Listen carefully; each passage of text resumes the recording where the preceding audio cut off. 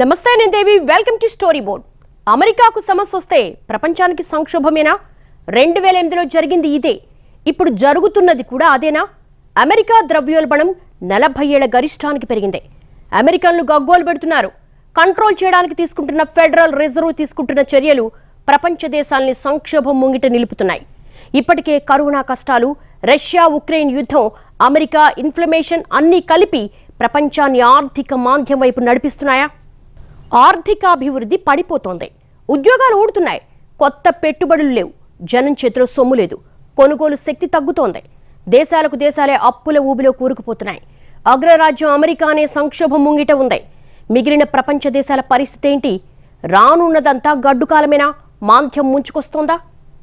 అప్పుల ఊబిలో 60 దేశాలు, సంక్షోభం ముంగిట అగ్రరాజ్యం. రానున్నదంతా గడ్డుకాలమేనా? మన ఆర్థిక వ్యవస్థ ప్రమాదంలో ఉందా? ఎన్ని మాటలు చెప్పినా, ఎన్ని ప్రణాళికలు వేసినా అది ఆర్థిక పరిస్థితి బాగున్నంతవరకే. జేబు నిండుగా ఉంటే, ఆ డబ్బుకి విలువుంటే లోకమంతా కళకళ్లాడుతూనే ఉంటుంది. కానీ ఇప్పుడు ప్రపంచానికి ఆ విషయంలోనే గడ్డుకాలం వచ్చేసింది. కరెన్సీ విలువలు పడిపోతున్నాయి. ద్రవ్యోల్బణం పెరిగిపోతోంది. ఉద్యోగాలు ఊడిపోతున్నాయి.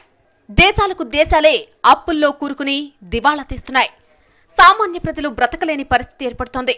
మొత్తంగా ఆర్థికవేత్తలు హెచ్చరించిందే జరుగుతోంది. వరుసగా ఒక్కో దేశం ఆర్థిక సంక్షోభంలోకి కూరుకుపోతోంది. మరోసారి ఆర్థిక మాంద్యం ముంగిట ప్రపంచం నిలబడింది. 2008లో వచ్చిన గడ్డుకాలాన్ని ప్రపంచం మర్చిపోలేదు. నాటి ఆర్థిక మాంద్యం ఇప్పటికీ పీడకల్లానే వెంటాడుతోంది. ఇప్పుడు అదే తరహాలో ప్రపంచ దేశాలను ఆర్థిక మాంద్యం చుట్టుముడుతుందనే ఆందోళన పెరుగుతోంది. 1-2 కాదు, దాదాపు 69 దేశాలు ఆర్థిక మాంద్యం ముంగిట ఉన్నాయని ఆర్థికవేత్తలు హెచ్చరిస్తున్నారు. కరోనా కష్టాలు ఇంకా ప్రపంచాన్ని వదలలేదు. కరోనాతో కుప్పకూలిన వ్యవస్థలు తేరుకోనలేదు. అంతలోనే రష్యా ఉక్రెయిన్ యుద్ధం వచ్చిపడింది. యుద్ధ ప్రభావం అనేక దేశాలపై భారీగా పడింది. అప్పుల మీద అప్పులు చేసి, వడ్డీల మీద వడ్డీలు కడుతూ చివరికి చేతులెత్తేసే పరిస్థితికొచ్చాయి. మన పక్కనే ఉన్న శ్రీలంకలో ఏం జరుగుతుందో చూస్తున్నాం. తిండి నీళ్ల కోసం జనాలు అల్లాడిపోతున్నారు. పెట్రోల్ డీజిల్ కోసం కిలోమీటర్ల దూరం క్యూలో నిలబడుతున్నారు. కరెంటు లేదు, పిల్లలకు చదువు లేదు, పరిపాలన లేదు. చివరికి ప్రధానుల ఇళ్లపై కూడా దాడులకు దిగుతున్న పరిస్థితి ఉంది. ఒక్క శ్రీలంకలోనే కాదు, ఆఫ్రికాలో 25 దేశాలు, ఆసియా పసిఫిక్లో 25 దేశాలది ఇదే పరిస్థితి. ముఖ్యంగా లాటిన్ అమెరికా దేశాలు, ఆఫ్రికా దేశాలు తీవ్ర సంక్షోభంలో ఉన్నాయి. ఆ దేశాల్లో మామూలు రోజుల్లోనే ఏదో ఒక సంక్షోభం ఉంటుంది. అసాధారణ పరిస్థితుల మధ్య బతికే ప్రజానికం ఇప్పుడు ఆర్థిక సంక్షోభం కాలంలో పెనం మీద నుంచి పొయ్యిలో పడినట్టు కష్టాల్లో పడుతున్నారు. స్థిరత్వం లేని ప్రభుత్వాలు, సైనిక జోక్యం, అవినీతి, వీటికి తోడు కరోనా సంక్షోభం అనేక దేశాలకు కోలుకోలేని దెబ్బతీసింది. దానిపై రష్యా ఉక్రెయిన్ యుద్ధం వచ్చిపడింది. ఫలితంగా పూట గడవని పరిస్థితికి చేరుకుంటున్నారు. ప్రభుత్వాలు అప్పులు చేస్తున్నాయి. దేశాలను తాకట్టు పెడుతున్నాయి. ఉద్యోగాలు ఊడిపోతున్నాయి. జనం చేతిలో కరెన్సీ రావడం లేదు. వచ్చినా దానికి విలువ లేకుండా పోతుంది. ఈ పరిస్థితిలో ప్రపంచ జనాభాలో దాదాపు 200 కోట్ల మంది ఉన్నారు. ఈరోజు అమెరికా లాంటి దేశాల్లో కూడా యుక్రెయిన్ రష్యా యుద్ధం తర్వాత విపరీతంగా ధరలు పెరిగిపోవడం, ఉద్దీపన పథకాల కారణంతో పాటుగా ఇదంతా ఏంటంటే అమెరికాలో తీవ్రమైనటువంటి అసంతృప్తి ఉంది ప్రజల్లో ఈ రోజు. అలాగే మన కింద శ్రీలంకలో చూసాం. అలాగే ఒక 60 దేశాల పరిస్థితి. శ్రీలంక ఈ మధ్య ఎటుకూడి తాను రుణాలని చెల్లించలేదని చేతులు ఎత్తేసింది, రుణ వాయిదా చెల్లించలేదని. అలాగే ఒక 60 దేశాల పరిస్థితి అయింది. భారతదేశం పరిస్థితి ఇంకా అక్కడికి రాలా. ఎందుకంటే మన దగ్గర విదేశీ మారక ద్రవ్యం 590 బిలియన్ల పైన ఉంది సుమారుగా. అలాగే ఏంటంటే మనకి కొంత మిగతా స్ట్రెంత్లు, వ్యవసాయం మనకున్న బలం, ఇతరత్ర కొన్ని బలాల వల్ల కానీ ఏదైనా కానీ ఏంటంటే ఇప్పటికి రాలేదు. అయితే ఏంటంటే రాబోయే కాలంలో ఇప్పటికే భారతదేశం ప్రపంచవ్యాప్తంగా జరుగుతున్నట్టే ధరలు విపరీతంగా పెరిగిపోతాయి. ఆఫ్రికా, ఆసియా దేశాలే కాదు, అగ్రరాజ్యం అమెరికా కూడా కష్టాల్లోనే ఉంది. అమెరికాలో ద్రవ్యోల్బణం భారీగా పెరుగుతోంది. గ్యాస్, ఆహార పదార్థాలు, ఇలా ఇతర వస్తువులు, సేవల ధరలు గణనీయంగా పెరిగాయి. దీంతో ఇన్ఫ్లేషన్ 40 ఏళ్ల గరిష్టానికి చేరుకుంది. మే నెలలో ధరలు 8.6% పెరిగినట్లు గణాంకాలు చెబుతున్నాయి. 1981 తర్వాత ఈ స్థాయిలో ధరలు పెరగడం ఇదే తొలిసారి. దీంతో వడ్డీ రేట్ల పెంపు విషయంలో ఫెడరల్ రిజర్వ్ మరింత కఠినంగా వ్యవహరించే సూచనలు స్పష్టంగా కనిపిస్తున్నాయి. అమెరికాలో పెట్రోల్ డీజిల్ మాత్రమే కాదు, ఇతర వస్తువుల ధరలతో పాటు అన్ని రంగాలది ఇదే పరిస్థితి. రష్యా ఉక్రెయిన్ యుద్ధం ఫలితం స్పష్టంగా కనబడుతోంది.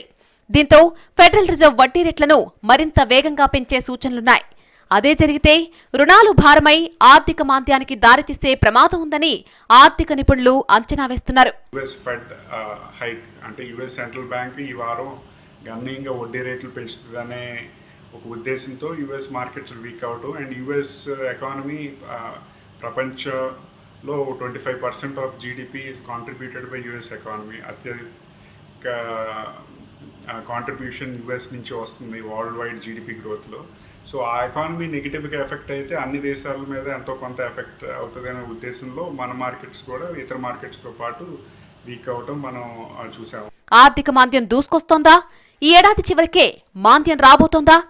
2022 ఆఖరుకు ప్రపంచం దివాలా తీస్తుందని కొందరి వాదన. అప్పులిచ్చిన దేశాలది ఓ కష్టం, తీసుకున్న దేశాలది మరో కష్టం. అన్నీ కలిసి ప్రపంచమంతా ఆర్థిక నష్టం. అటు ప్రపంచ బ్యాంకు కూడా ఇదే మాట చెబుతోంది. మాంద్యం పొంచి ఉందని హెచ్చరిస్తోంది. ఈ సంవత్సరానికి అంతర్జాతీయ ఆర్థిక వృద్ధి నెమ్మదిస్తుందని, ఆ తర్వాత కొన్ని దేశాలు తీవ్ర మాంద్యంలో చిక్కుకుంటాయని ప్రపంచ బ్యాంకు తాజా నివేదిక చెబుతోంది. ఎన్ని ప్రయత్నాలు చేసినా చాలా దేశాలు ఆర్థిక మాంద్యం బారిన పడకుండా తప్పించుకోలేవని ప్రపంచ బ్యాంకు హెచ్చరిస్తోంది.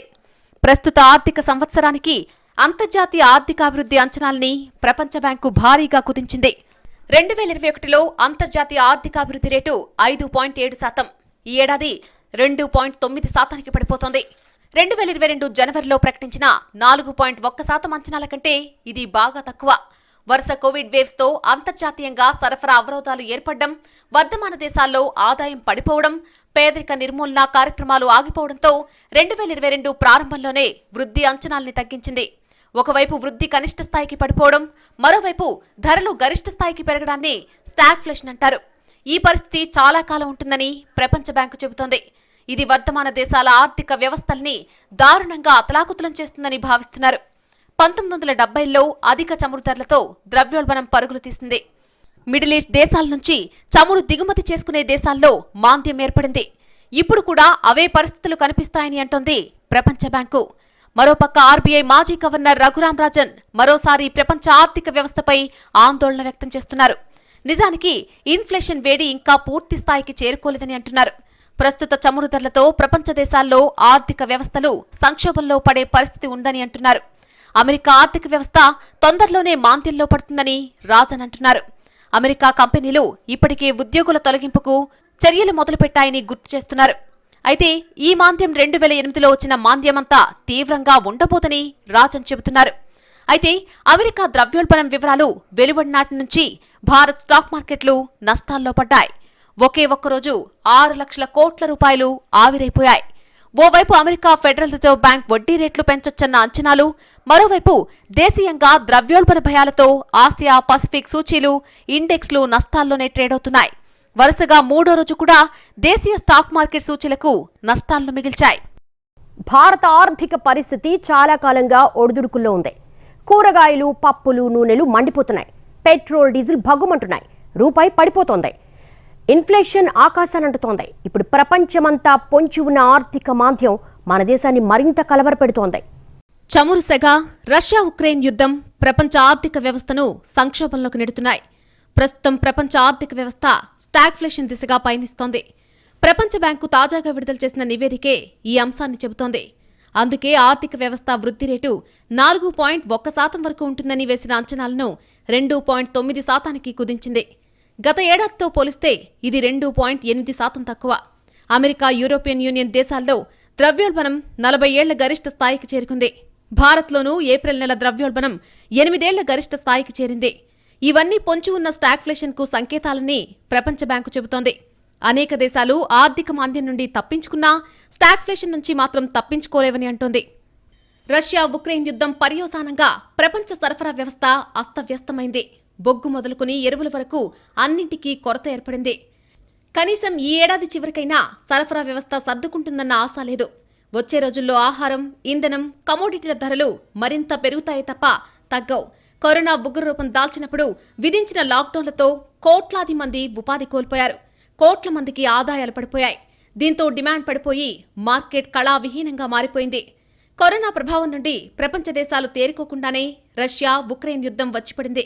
ఉక్రెయిన్పై రష్యా సైనిక చర్య దాదాపు 4 నెలలుగా సాగుతోంది. అమెరికా, నాటో దేశాల కుట్రలు, రష్యా ఎత్తుగడల పర్యవసానాలను ఉక్రెయిన్లు ప్రత్యక్షంగా అనుభవిస్తున్నారు. పరోక్షంగా భారత్ సహా పదుల సంఖ్యలో దేశాలు కష్టాల్లో పడ్డాయి. పశ్చిమ దేశాలు విధించిన ఆంక్షలు రష్యాకు వరంగా మారాయి. మార్చి 2న ముడి చమురు ధర $60 వరకు ఉంటే తర్వాత $110 దాటింది. ఉక్రెయిన్పై రష్యా దాడి, ద్రవ్యోల్బణం పెరుగుదలతో అమెరికాలో ఫెడరల్ రిజర్వ్ వడ్డీ రేట్ల పెంపుకు తెరతీసింది. ఈ రేట్లు మరింత పెరిగితే మొదటికే మోసం వస్తుందని ఇప్పటికే పలువురు ఆర్థికవేత్తలు హెచ్చరిస్తున్నారు. రేట్లు పెరుగుతూ పోతే ఆర్థిక వ్యవస్థ కుంచుకుపోయి మాంద్యంలోకి జారిపోవడం ఖాయం. 2008లో ఆర్థిక సంక్షోభం కారణంగా జరిగిన మార్కెట్ పతనాల్ని ప్రస్తుత మాంద్యం హెచ్చరికలు గురిచేస్తున్నాయి. 2008 క్రైసిస్ తర్వాత అన్ని ఎకానమీస్, మేజర్ ఎకానమీస్ యుఎస్ కానీ, యూరోప్ కానీ, చైనా కానీ గణనీయంగా ఈజింగ్ చేశాయి. In terms of government debt పెంచి గ్రోత్ అయ్యేటట్టు అండ్ వడ్డీ రేట్లు గణనీయంగా తగ్గించాయి. సో దాని ప్రభావం ఇప్పుడు ద్రవ్యోల్బణం ఎక్కువ అవ్వటం. ఇండియాలో అయితే 2011, 13, 14 ప్రాంతంలో కూడా డబుల్ డిజిట్ ఇన్ఫ్లేషన్, ద్రవ్యోల్బణం మనం చూసాం.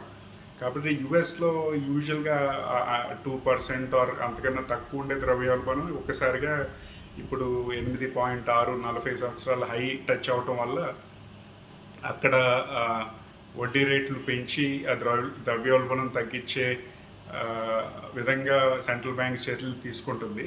దీనివల్ల ఖచ్చితంగా ప్రపంచవ్యాప్తంగా యుఎస్ వృద్ధి రేటు దెబ్బతింటే అన్ని దేశాలు ఎంతో కొంత ఎఫెక్ట్ అవుతాయి.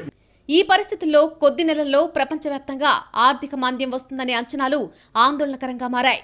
ఈ ఏడాది చివరి నాటికి ప్రపంచవ్యాప్తంగా ఆర్థిక వృద్ధి నెమ్మదిస్తుందని, ఆ తర్వాత కొన్ని దేశాలు తీవ్ర మాంద్యంలో చిక్కుకుంటాయనే అంచనాలున్నాయి.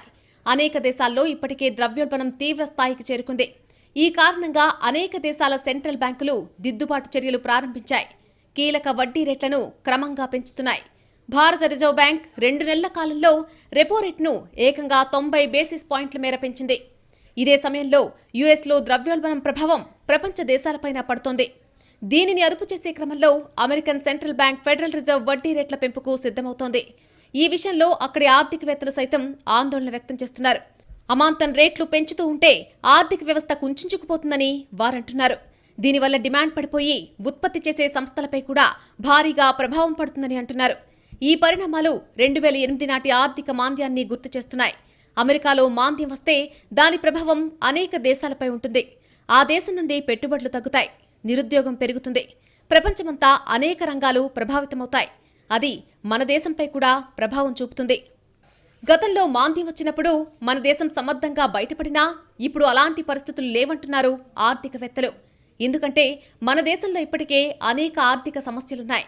ఇటు మన దేశం $5 ట్రిలియన్ ఎకానమీని లక్ష్యంగా పెట్టుకుంది. కానీ వరుసగా జరుగుతున్న పరిణామాలన్నీ రివర్స్లోనే ఉన్నాయి. కోవిడ్ తర్వాత ఆర్థిక వ్యవస్థ వేగంగా కోలుకుంటుందన్న సంకేతాలు కనిపించినా అది నిజం కాదని తేలిపోయింది. మొదట నిరుద్యోగం తీవ్రంగా పెరిగింది. తర్వాత ద్రవ్యోల్బణం కోరలు చాచింది. ఇప్పుడది 7% పైనే ఉంది. ఇప్పుడు రూపాయి జీవనకాల కనిష్టానికి చేరుకుంది. ఈ రోజుకు డాలర్కి రూపాయి విలువ దాదాపు $78గా ఉంది. దీనికి తోడు విదేశీ మారక ద్రవ్యం నిల్వలు కూడా అడుగంటుతున్నాయి. ఇప్పటికే మన చుట్టుపక్కల దేశాలైన పాకిస్తాన్, శ్రీలంక, భూటాన్, నేపాల్ ఆర్థిక సంక్షోభంలో కూరుకుపోయాయి. మన ఆర్థిక వ్యవస్థ కూడా పతనం దిశగా వేగంగా పరిగెడుతున్న పరిస్థితుల్లో భవిష్యత్తులో ఏమవుతుందనే భయాలు పెరిగిపోతున్నాయి. రూపాయి విలువ లైఫ్ టైం కనిష్టానికి పతనం కావడం చిన్న విషయం కాదు. రూపాయి పతనం ప్రభావం పలు రంగాలపై తీవ్రంగా ఉంటుంది. ముఖ్యంగా సామాన్యుడి జీవన చక్రానికి కీలకమైన గ్యాస్, డీజిల్, పెట్రోల్ ధరలు మరింతగా పెరగడం ఖాయం. పెట్రోల్, డీజిల్ రేట్ల గురించి ఎంత తక్కువ మాట్లాడుకుంటే అంత మంచిది.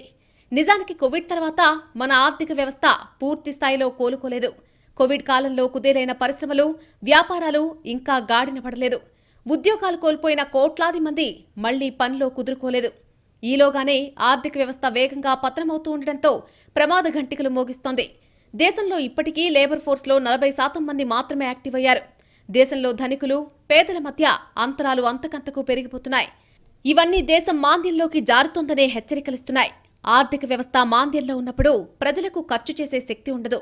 వినిమయం పెరగాలంటే ఆదాయం కూడా పెరగాలి. మాంద్యంలో ఆదాయం పెరిగే ఛాన్స్ ఉండదు.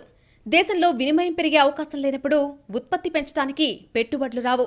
అలాంటి పరిస్థితుల్లో దేశం ఆర్థిక మాంద్యం నుండి బయటకు రావడం అంత తేలిక కాదు. ఇప్పటికే మన పక్కనే ఉన్న శ్రీలంక లాంటి దేశాలను చూస్తున్నాం. అప్పుల ఊబిలో కూరుకుని ఆర్థిక వృద్ధి లేకుండా జీవన ప్రమాణాలు పడిపోయి నిత్యావసరాలు కొనలేని ప్రజలతో అష్టకష్టాలు పడుతోంది. మన దేశానికి అంతటి దారుణ పరిస్థితి రాకపోవచ్చు, కానీ ఆర్థిక వృద్ధి కోసం మనం వేసుకున్న అంచనాలు తప్పుతాయని మాత్రం ఇప్పటికే స్పష్టమైన అంశం. ఆర్థిక మాంద్యం ఈ పేరు వింటేనే చాలా మందికి నిద్ర పట్టదు. సామాన్యుల నుండి ప్రభుత్వాల వరకు టెన్షన్ పెరిగిపోతుంది. అసలు ఆర్థిక మాంద్యం అంటే ఏంటి, ఎలా ఏర్పడుతుంది, ఎన్ని రోజులు ఉంటుంది, 2008లో మాంద్యానికి కారణం ఏంటి, ఇప్పుడు రాబోయే రెసిషన్ ప్రపంచ దేశాలపై ఎలాంటి ప్రభావం చూపబోతోంది, అప్పుల కుప్పలా మారుతున్న మన దేశానికి కొత్త కష్టాలను తెస్తుందా? మాంద్యం అంటే మందగమనం. మాంద్యం ఏర్పడితే ఆర్థిక కార్యకలాపాలు గణనీయంగా తగ్గిపోతాయి. మాంద్యం అనేది కొన్ని నెలల నుండి ఎన్నో సంవత్సరాలు కూడా ఉండొచ్చు. నిజమైన స్థూల జాతీయోత్పత్తి, ఆదాయం, ఉపాధి, తయారీ మరియు రిటైల్ అమ్మకాలు పడిపోతాయి. ధరలు పెరగడం వలన ఆర్థిక వ్యవస్థపై విశ్వాసం లేకపోవడంతో వినియోగదారులు తమ ఖర్చులు తగ్గించుకోవడం మొదలు పెడతారు. వినియోగదారులు ఖర్చు తగ్గించుకోవడంతో ఉత్పత్తుల డిమాండ్ తగ్గుతుంది. ఇది తయారీదారుల ఉత్పత్తి తగ్గించడానికి దారితీస్తుంది. ఉత్పత్తి స్థాయిలు తక్కువగా ఉండడంతో సంస్థలు ఉద్యోగులను తగ్గించుకుంటాయి. దీనివల్ల నిరుద్యోగం పెరుగుతుంది. ఇదంతా ఆర్థిక వ్యవస్థ ఒక సైకిల్ చైన్ లాంటిది. ఇది ఒకచోట మొదలైతే ముందుకు వెళ్లడం కష్టం. మాంద్యం పరిస్థితుల్లో కొత్త పెట్టుబడులు రావడం కష్టమవుతుంది. ఉన్న పెట్టుబడులను ఉపసంహరించుకునేందుకు కొన్ని కార్పొరేట్లు ప్రయత్నిస్తాయి. తద్వారా మార్కెట్లో నిధుల ఫ్లో తగ్గిపోతుంది. చిన్న సంస్థలు నిలబడలేక దివాలా తీస్తాయి. 2006-2007లో అమెరికాలో మొదలైన మాంద్యం ప్రపంచమంతా పాకింది. దాదాపు 2 సంవత్సరాల పాటు దేశాలను ఉక్కిరిబిక్కిరి చేసింది. ప్రపంచ ఆర్థిక వ్యవస్థపై ఇది భారీ ప్రభావం చూపింది. ప్రపంచ ఆర్థిక సంక్షోభానికి కారణమైంది. 2008 మాంద్యం సమయంలో తొలుత బ్యాంకింగ్ రంగాన్ని ఆవహించిన సంక్షోభం నిదానంగా వాస్తవ ఆర్థిక వ్యవస్థకు పాకింది. కానీ ఇప్పుడు ఆ పరిస్థితి వేరు. కరోనా సంక్షోభం తర్వాత సప్లై చైన్ దెబ్బతినడం, చాలా దేశాలు ఇంకా పూర్తిగా కోలుకోలేకపోవడంతో పాటు ఉక్రెయిన్ రష్యా యుద్ధం కూడా ప్రభావం చూపుతోంది. అప్పుడు అమెరికాలో సంక్షోభం మొదలైతే ఇప్పుడు ప్రపంచంలో చాలా దేశాల్లో అలాంటి పరిస్థితి ఉంది. ఏకంగా 69 దేశాలు ఆర్థిక మాంద్యం ముంగిట ఉన్నాయనే వార్తలు అందర్నీ కలవరపెడుతున్నాయి. శ్రీలంక నుంచి ఐరోపా దేశాల వరకు పలు దేశాల్లో ఇదే పరిస్థితి. డాలర్లు అడుగంటడం, లెక్కకు మిక్కిలి అప్పులు, తీవ్ర నిరుద్యోగం, అధిక ద్రవ్యోల్బణం లాటిన్ అమెరికా, ఆఫ్రికా దేశాల కష్టాలకు కారణం. దాదాపు ఇవే పరిస్థితులు మన పొరుగున ఉన్న శ్రీలంక, పాకిస్తాన్లో ఉన్నాయి. చైనా ఇచ్చిన అప్పుల ఊబిలో చిక్కుకుని విలవెల్లాడుతున్న లంక తీవ్ర సంక్షోభంలో కూరుకుపోయింది. ఉక్రెయిన్ రష్యా యుద్ధం ఎప్పుడు ముగుస్తుందో ఎవ్వరూ చెప్పలేని పరిస్థితిలో ఉన్నారు. దీంతో చమురు ధరలు, వంట నూనెల ధరలు రాకెట్ స్పీడ్తో పెరిగాయి. 2008 రెసిషన్ సమయంలో ప్రపంచ ఆర్థిక వ్యవస్థ పతనానికి గురికాకుండా ఉండడానికి భారీ బెయిలౌట్లు, ఉపశమన చర్యలు తీసుకున్నారు. ఉద్దీపన ప్యాకేజీలతో మాంద్యం పరిస్థితుల నుంచి బయటపడ్డారు. ఇప్పుడు కూడా అమెరికాలో మాంద్యం వస్తుందనే భయం ప్రపంచ దేశాలను వెంటాడుతోంది. ఒక దేశంలో ప్రారంభమయ్యే మాంద్యం అంటువ్యాధిలా ఇతర దేశాలకు విస్తరిస్తుంది. ఈ భయం భారత్ను కూడా వేధిస్తోంది. ఇప్పటికే ప్రపంచవ్యాప్తంగా అనేక దేశాలు ఆర్థిక సంక్షోభంలోకి జారుకుంటున్నాయి. ఈ పరిస్థితుల్లో చాలా కంపెనీలు ఉద్యోగాల కోత మొదలుపెట్టాయి. స్టార్టప్ హబ్గా దూసుకుపోతున్న భారత్లో కొత్త కంపెనీలు ఇప్పటివరకు 10,000 మంది ఉద్యోగులను తొలగించాయి. ఈ సంకేతాలు చూస్తుంటే రాబోయే ఆర్థిక సంక్షోభానికి ఇవి సంకేతాలా అనే అనుమానాలు అందర్నీ వెంటాడుతున్నాయి. జనవరి 2022 నుంచి ఇప్పటి వరకు స్టార్టప్ కంపెనీల్లో పనిచేస్తున్న సుమారు 8,000 నుంచి 10,000 మంది ఉద్యోగులు పింక్ స్లిప్లను పొందారు. రానున్న కాలంలో ఉద్యోగుల తొలగింపు పెద్ద ఎత్తున కొనసాగే అవకాశం ఉన్నట్టు తెలుస్తోంది. దీనికి కారణాలు అనేకం. దేశీయ స్టాక్ మార్కెట్లు అనిశ్చితిలో కొనసాగుతున్నాయి. ద్రవ్యోల్బణాన్ని నియంత్రించడానికి గాను వడ్డీ రేట్ల పెంపుతో రుణాలు ఖరీదైనవిగా మారిపోయాయి. యుద్ధం తర్వాత వెంచర్ క్యాపిటలిస్టులతో ఒప్పందాలు తగ్గాయి. దీంతో స్టార్టప్ కంపెనీల పరిస్థితి అధ్వాన్నంగా మారుతోంది. ఉద్యోగుల తొలగింపులు కేవలం భారతదేశంలోనే కాదు, ప్రపంచంలోని ఇతర దేశాల్లో కూడా కనిపిస్తోంది. ఇదంతా ఒకటైతే అప్పుల కుప్పలా మారుతున్న మన దేశం మరింత ఆందోళనకరంగా కనిపిస్తోంది. నెలకు 1,00,000 కోట్ల అప్పులు, ప్రతి క్షణానికి పెరుగుతున్న వడ్డీలు, అప్పు మీద అప్పు, వడ్డీ మీద వడ్డీ. పొరుగు దేశాల సంక్షోభం చూస్తే మన పరిస్థితి ఏమిటనే వణుకు మొదలవుతోంది. అప్పుల భారతంలో సగటు భారతీయుడి బతుకు ఏమిటనే ఆందోళన ముంచెత్తుతోంది. భారతదేశ ఆర్థిక వ్యవస్థ బాగున్నట్లుగా కనపడ్డా ఎంతకాలం మనం విదేశీ మారక ద్రవ్యాన్ని అవన్నీ కాపాడుకోగలం? 590 బిలియన్ల మేరకు ఉన్నాయి అనుకుని ఎంతకాలం కాపాడుకోగలం? ఎందుకంటే ఇప్పటికే రూపాయి విలువ కాపాడుకోవడానికి డాలర్లు అమ్ముతుంది రిజర్వ్ బ్యాంక్. ఎందుకంటే డాలర్ ని పడేసి రూపాయిని కొంటుంది. అంటే రూపాయి కృత్రిమంగా బలం పెంచే ప్రయత్నం కొంత రిజర్వ్ బ్యాంక్ చేస్తున్నట్టుగా తెలుస్తుంది. కాబట్టి ఈ క్రమంలో మరి డాలర్ని ఇలా అమ్మేస్తా రూపాయల్ని కొంటాపోయి క్రమంలో డాలర్లు వదిలేస్తుంది కదా, దాంతో ఏంటంటే రిజర్వ్ బ్యాంక్ ఫారిన్ ఎక్స్చేంజ్ తగ్గిపోతుంది. ఇలాగే వాణిజ్య సమతుల్యత దెబ్బతింటం వల్ల కూడా ఎక్కువ ఎగుమతులకు ఖర్చు పెట్టి తక్కువ విదేశీ మారకం వస్తే దిగుమతుల్లో అది కూడా నష్టమే. ఓవరాల్ ఈ పరిణామాలు ఏంటంటే ఎంతకాలం మనం విదేశీ మారక ద్రవ్యంతో మనం ఈ ఉపద్రవాన్ని తట్టుకొని నిలబడగలమని ప్రశ్న మినహాయిస్తే దేశానికైతే అప్పులు మన దేశానికి కూడా భారీ ఎత్తునే ఉన్నాయి. 60 దేశాలు ఎలాగైతే డిఫాల్ట్ అయ్యే స్థితిలోకి వచ్చినాయో అలాంటి స్థితికే దరిదాపుగా చేరుతున్న పరిస్థితి. గత డిసెంబర్ నాటికే కేంద్రం అప్పులు 128.4 లక్షల కోట్లు. దీనికి రాష్ట్రాల అప్పులు అదనం. ఇలా కేంద్ర రాష్ట్ర ప్రభుత్వాలు చేసిన అప్పుల చిట్టా లెక్కేస్తే కళ్లు బైర్లు కమ్మే పరిస్థితి. 2021 ఆర్థిక సంవత్సరం లెక్కల ప్రకారం దేశ స్థూల జాతీయోత్పత్తి అంటే జీడీపీలో అప్పులు 60.5% ఉన్నాయి. గత డిసెంబర్ నాటికే దాదాపు 130 లక్షల కోట్ల అప్పు కేంద్రం చేస్తే ఇప్పుడది 135.87 లక్షల కోట్లు దాటి 150 లక్షల కోట్ల దిశగా పెరుగుతోందని అంచనాలున్నాయి. ఈ ఏడాది మరో 17 లక్షల కోట్ల అప్పు తీసుకోవడానికి మోదీ సర్కార్ ప్లాన్ చేసింది. కేంద్రం అప్పులు ఇదే లెక్కన పెరిగితే 2023 నాటికి దేశం మొత్తం బాకీ 153 లక్షల కోట్లకు చేరుతుందని అంచనాలున్నాయి. అంటే ఓ పక్కన ఆర్థిక మాంద్యం, మరో పక్క పెరుగుతున్న అప్పులు, వడ్డీలు కలిసి మన దేశాన్ని కష్టాల ముంగిట నిలపబోతున్నాయనే ఆందోళన ఆర్థికవేత్తల్లో కనిపిస్తోంది.